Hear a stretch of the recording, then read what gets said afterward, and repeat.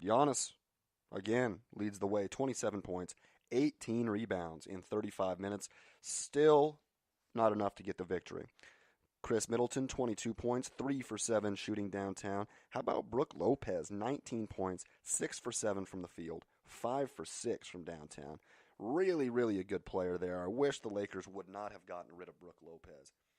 As far as a stretch five, he's better than JaVale. Seems like right now he's better than Tyson Chandler also. Maybe Zubac probably has a higher upside. But, man, the Lakers could really use a guy like Brook Lopez right now. It's kind of funny that he played on the team last year. The Raptors continue their Texas swing. This time they win 123-120 in Dallas. Kawhi Leonard leads the way for the Raptors with 33 points and 10 rebounds. 19 points, 9 assists for Kyle Lowry, making 5 out of his 10 three-point shots, and 14 points for Pascal Siakam in the win. In a losing effort, Luka Doncic becomes the youngest player ever to record a 30-point triple-double, and also the youngest player ever to record multiple triple-doubles. He finishes with 35 points, 12 rebounds, and 10 assists, 3 for 9 from downtown, 14 for 24. Luka Doncic is the real deal. 100% Rookie of the Year. I can't even imagine a scenario where he wouldn't be the Rookie of the Year after this. Other players doing things for the Dallas Mavericks are few and far between, but talk about Dennis Smith. Terrible shooting night for him. 6 for 16. He's only been back with the team for a week, but he's provided a lot of lift for him. 6 for 16 shooting, 1 for 6 from downtown, 13 points for him. Harrison Barnes, 14 points on 3 for 11 shooting. Terrible shooting night for him. Everybody just kind of tough for the Mavericks other than Luka Doncic in this one. But yeah, big win there for the Toronto Raptors, especially after the 2-point loss to Houston the 2 nights before. Much needed victory there. Speaking of Houston, they beat the Orlando Magic at home on Sunday, yesterday, 103-98. James Harden finishes with 40 points. Surprise, surprise, right? 40 points, 11 rebounds, 6 assists, 4 for 12 from downtown, 14 for 27 shooting. That was one of his better shooting performances of the season, actually. Obviously leads the way by a touch. 37 minutes for him. Also 37 minutes for Eric Gordon, who gives 16 points, 4 for 8, 50% shooting from downtown. Just 6 for 14 overall, though. This game also marks the return of Chris Paul, who plays 25 minutes, goes 4 for 8 from the field, 2 for 5 from downtown, and has a nice little all-around game with 12 points, 5 rebounds, 6 assists. Let's check on the other stats here. 3 steals. Yeah, he had another 3 steals to go with that. Good victory there, or pretty good numbers there in the victory for Chris Paul, coming back from his injury that I think was about 2 months. I'm not entirely sure. It might have been not quite 2 months, but I think it was about 2 months. On the other side, the Orlando Magic are led in scoring by Aaron Gordon with 23 points and 10 rebounds in 40 minutes. A big, big game for him. And in 34 minutes, Nikola Vucevic, 19 points, 17 rebounds, 5 assists. Damn good overall game for him, albeit in the loss. And for the second time in 3 days, the Jazz and Timberwolves play a game. This time it would be in Minnesota. The Jazz won by 4 on Friday night. The Jazz win by 14 in Minnesota, 125-111. Again, they are led by Donovan Mitchell's 29 points, 4 rebounds, 5 assists. All 5 starters in double figures. Ricky Rubio chips in with 18 and 8. The 8 being assists. Rudy Gobert, 17 points on 7 of 8 shooting. Just 4 rebounds, but also chips in with 4 assists and 2 steals, 3 blocks. Great overall performance there for Rudy Gobert. In the loss, the Minnesota Timberwolves get 35 points out of Andrew Wiggins, 13 for 23 shooting. Really good game. 3 for 8 from downtown. Really good game for Andrew Wiggins. One of the best of the season for him, actually. And then Karl Anthony Towns takes just 10 shots in 36 minutes. I do not know why. 22 points, though. 7 assists, 6 rebounds. Good game. 3 for 4 from downtown, but I'm not entirely sure what was going on in that situation, how Wiggins had more than double the amount of shots as Karl Anthony Towns. But It is what happened, and it knocks the Minnesota Timberwolves to 24-26, 2 games under 500. Alrighty, let's call that the end of what we were talking about, or end of our recap section here. Let's get into the preview for tonight, for Monday evening. Then we'll get into news and power rankings. There are 5 games of action tonight in the NBA, and we will start at 5 o'clock Mountain Time. Everything I do or say as far as times is concerned is Mountain Time. In case anybody's wondering, I'm here in Boise, and that's how I'm going to do it. We have the New York Knicks, who just lost last night on the second half of a back-to-back, going to Charlotte to take on the Charlotte Hornets. Charlotte, a 12-point favorite in this game. The Knicks have lost 9 straight games. Also, 5 o'clock, we have what should have been a fantastic game, but due to injury, I'm not entirely sure. This one going to be on NBA TV. We have the Golden State Warriors heading to Indianapolis to take on the Indiana Pacers. I think the Warriors have won 10 straight games, and Indiana hasn't looked good since Victor Oladipo got hurt, and we will see how they do in a nationally televised game against the best team in the league, I guess, here in this one. Golden State, a 7.5-point favorite in that one. And at 5:30, we have the Brooklyn Nets, 27-23, surprising Brooklyn Nets, heading to Boston to take on Kyrie Irving and the Boston Celtics. Not a whole lot to talk about, I guess, other than that. Boston is going to be an 11-point favorite at home, and it looks like they're going to have everybody, both teams are going to have everybody, obviously, the Nets minus Caris LeVert, seeing he still has that devastating injury, but that should be an interesting game there. I actually do enjoy watching the Nets quite a bit this season. I pretty much hated them. D'Angelo Russell, ex-Laker, is starting to play better than he's ever played in his career.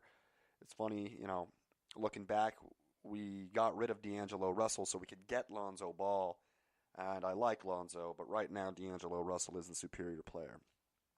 So that game should be fun.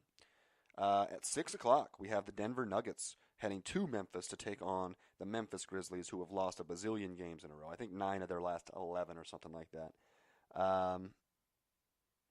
In early December, they were 6 games above 500. Now they're 10 games below 500.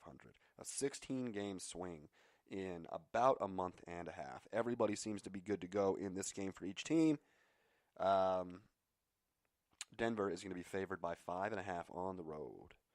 And then the final game of the night, also an NBA TV nationally televised game. We have Trae Young and the Atlanta Hawks heading to LA, to Tinseltown, to take on the Los Angeles Clippers, winners of 3 straight games, and what should arguably make its way to 4 straight games in this one. 6.5 points is going to be the spread. The Clippers at home are the favorites. Alrighty. This is the point where we are going to do a standings breakdown, I guess. We're just going to talk about, I'm just going to throw the standings out there. We're going to transition from that directly into my power rankings, and then we're going to finish off the show with a little bit of news in the NBA. Huge news this morning, but it's not coming until the end of the show. Alrighty, let's start in the Eastern Conference here with the standings. We'll go from first downwards here. Sorry, I'm having some trouble with my microphone. But in first place in the Eastern Conference, we actually have a tie for first place. But due to percentage points, the number 1 team is the Milwaukee Bucks at 35-13. Let's see here. They have lost 1 straight, obviously. Lost last night to the Oklahoma City Thunder. Won 8 of their last 10, however, and comfortably sitting there in first place. The second place team also tied for first place, but with 2 more victories and 2 more losses, so a lower winning percentage, is the Toronto Raptors. 37 wins, 15 losses. They did win yesterday. That's 1 win in a row.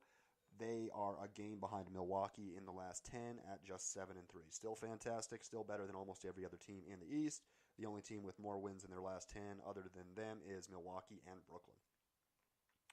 Down to third place at 32 wins and 16 losses, we have the Indiana Pacers. Losers of 1 straight, winners of 6 of their last 10, but the future does not look fantastic for this team as they have lost the best player on their team. In fourth place, maybe a surprising fourth place, maybe not, the Philadelphia 76ers, 32 and 18. Fantastic home team, 21 and 5 at home. Actually has a losing 11 and 13 record on the road. That's actually the same as our number 5 team as well, that road record. Philly, also the same as number 3 and 5 teams, has lost 1 straight and won 6 of their last 10 games. The number 5 team is the Boston Celtics. 30 wins, 19 losses, 5.5 games behind Milwaukee for the lead. They're 19 and 6 at home, 11 and 13 on the road. Really a poor road team right now, but they do have the second highest average point differential in the East at over 6 points per game. Only Milwaukee is beating their teams by more at almost 10 per game, but even Toronto only 5.4 point differential, and about a point less than Boston, even though they're 4.5 games above. Boston has lost their last game to the Golden State Warriors, but 6 and 4 in their last 10. To the number 6 team at 27 and 23, we have the Brooklyn Nets. 9 games behind first place and 3.5 games behind Celtics at number 5. They have won 6 straight games, 8 and 2 record in their last 10. Really looking good right now. Kudos to the Brooklyn Nets. Number 7 at 24 and 24. We get into the 500 teams here. The Miami Heat, 11 games behind first place, 2 games behind the 6th place Brooklyn Nets. Winners of back-to-back games, but just 5 of their last 10. They are treading water right now, which in the Eastern Conference is pretty much enough to get you in the playoffs, if you can't tell. And rounding out the playoff picture in the Eastern Conference, we have at the 8th seed, 23 wins, 25 losses, the Charlotte Hornets. 12 games behind Milwaukee for first place, 1 game behind Miami for 7th place, and 2 games ahead of the 9th place Detroit Pistons. Charlotte, I believe, 1 straight loss, 5 and 5 in their last 10.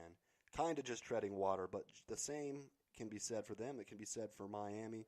If they could go 500 for the rest of the season, they're probably going to find themselves in the playoffs. I already told you that Detroit is 2 games out of the 8th seed. That's pretty much where that's at. I'm not even really going to break down the standings for the teams out of the playoffs. Too many teams are in the playoffs to break down the teams that are outside the playoffs. You can do your math there, though. I will just say 14 games back, 2 games behind the 8th seed, we have the Detroit, and 2.5 games behind the 8th seed, we have Washington. In the Western Conference, number 1 team, surprise, surprise, Golden State Warriors, 35 and 14, playing fantastic lately. Winners of 10 straight games. Really look like the team to be. They already were. They added Boogie. Boogie's playing lights out. Boogie's playing fantastic basketball. Kevin Durant playing well. Steph Curry playing well. All of a sudden, Klay Thompson is back to shooting.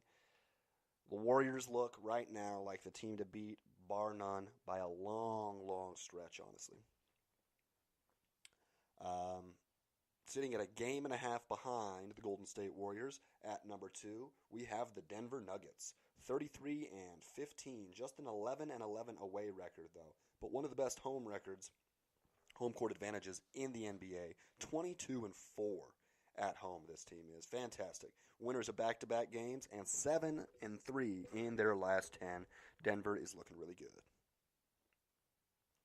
At the number 3 seed, we have the Oklahoma City Thunder. 31 wins, 18 losses for the Thunder. They're sitting 4 games behind the Golden State Warriors right now, and 2.5 games behind the Denver Nuggets for the 2nd seed. Oklahoma City has won 5 straight games, but that brings them to 6 and 4 in their last 10, so they did have a little bit of a losing streak right before then, but playing absolutely fantastic right now. And in 4th place, we have the Portland Trail Blazers. 31 wins, 20 losses, 5 games behind Golden State for number 1, just a game behind Oklahoma City for the number 3 spot. Tough team on the road again. They have a losing record.